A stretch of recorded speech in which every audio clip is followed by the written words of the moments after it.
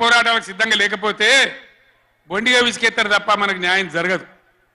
అందుకని మీ అందరిని కూడా ఇలా సభలో ఉన్న వాళ్ళను, టీవీలో నా ఉపన్యాసం వింటున్న వాళ్ళను మీకు దండం పెట్టి నేను చెప్తా ఉన్నా, నేను మీ బిడ్డను. 15 ఏళ్ళు పోరాడి సావు నోట్ల తలకాయ పెట్టి చివరికి సావు దాకా పోయి ఈ తెలంగాణ తెచ్చింది నేను. అందుకే నాకు గర్జు ఉంటుంది, ఫికర్ ఉంటుంది, తండ్లాట ఉంటుంది, నాశనం కావద్దనే తపన ఉంటుంది. దీన్ని అర్థం చేసుకొని ఎప్పుడు యాక్షన్ కార్యక్రమాలకు పిలిపించినా ప్రభుత్వం యొక్క దమన నీతి నిండగా రేపు చేయాలి, చాలా చేయాల్సి ఉంటుంది. ఇవాళకి ఇట్లా మోపు చేసిన కరెంటు రేపు ఇస్తారా? మార్చిలో, ఏప్రిల్లో, మే నెలలో ఇస్తారా? అసెంబ్లీలోనే జనరేటర్ తెచ్చిపెట్టిండ్రు, అంతపాటు గనులు. ఎన్నోసార్లు నేను చెప్పిన అసెంబ్లీలో మీరు విన్నారు. ఇదే నరేంద్ర మోడీ ప్రభుత్వం మీటర్లు పెట్టాలి, నా తలకాయ పోయినా సరే పెట్టా అని చెప్పిన నేను. 25,000 కోట్ల రూపాయలు ఇయ్యలే మనకి ఇవ్వాల్సినాయి, అయినా పెట్టలే. ఎందుకంటే నా తెలంగాణ రైతులు చెట్టుకోడు గుట్టకోడు అయినరు. హైదరాబాద్ పోయి ఆటో రిక్షాలు నడిపే గతి వచ్చింది. కాబట్టి వీళ్ళు మళ్ళీ ఒక దరికి రావాలి, పల్లెలు పచ్చబడాలి, రైతాంగం బాగుంటే అందరికి పని దొరుకుతుంది, చిన్న రైతు పెద్ద రైతు అందరు బతకాలని చెప్పి ఎంత మంచిగా వచ్చేది రైతు బంధు, ఎంత బ్రహ్మాండంగా వచ్చేది.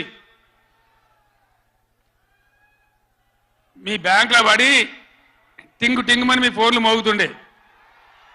ఇప్పుడు బ్యాంకులో వడులు లేదు, ఫోన్ మోగులు లేదు. ఏం మోగుతుంది అంటే రోజు అసెంబ్లీలో అరుస్తా ఉన్నారు పనికి మాలిన మాటలు. అంతే కదా, మీరందరూ చూస్తున్నారు కదా. ఏం భయపడకూడదు, ఏం కాదు, మళ్ళా మనమే వస్తాం, అన్నీ చేసుకుందాం, ఏం కానీయం తెలంగాణను. ఈ మధ్యలో కూడా వీళ్ళు దుర్మార్గం చేస్తే కొట్లాడదాం, పోరాడదాం, మన హక్కుల కోసం నిలబడదాం. రే ఆగురాబాయ్ ఆగు, ఏ ఆపా రాజశరెడ్డి, అరే ఎవడాడు ఈ సభరా బాబు? ఇది మన సభ కాదు ఇది.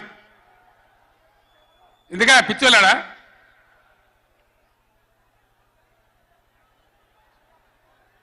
నేను మీ అందరికి ఒకటే మాట చెప్తా ఉన్నా,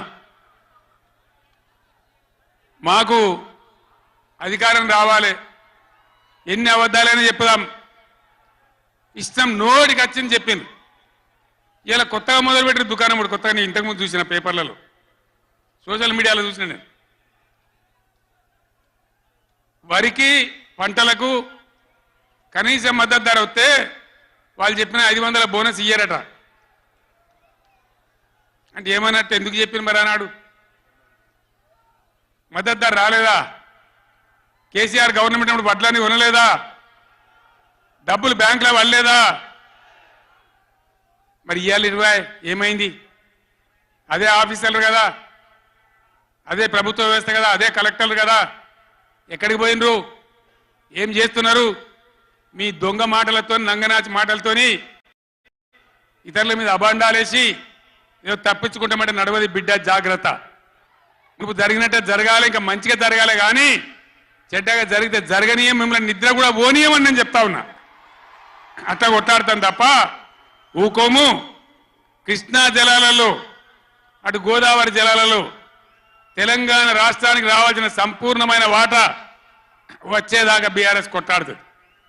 ఇలా అసెంబ్లీలో తీర్మానం చేయగానే కాదు, అఖిల పక్షం తీసుకొని పోవాలి ముఖ్యమంత్రి, అధికార పార్టీ, అన్ని పార్టీల రాజకీయ నాయకులను ఢిల్లీకి తీసుకొని పోవాలి, ప్రధానమంత్రిని నిలదీయాలి. మా వాటా మాకు వస్తే తప్ప ఊరుకోమని చెప్పాలి. ఆ చెప్పేదాకా మనం కూడా ఎంబడ పడాలి.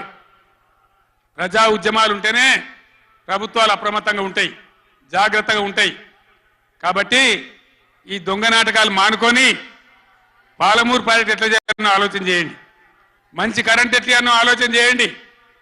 మీరు గెలిచిన ఉండండి, 5 ఏళ్ళ అధికారంలో ఉండండి, మాకు అభ్యంతరం లేదు. వాస్తవానికి నేను 24 ఏళ్ళ కొట్లాడబట్టి దమ్ము లేకుండా ఒక పూట కూడా లేకుండా చేసిన. సరే అపోజిషన్కి వచ్చినాం కదా, 4 రోజులు ఆరాం తీసుకుందాం అనుకున్నా. కానీ ఏం చేసిండ్రు?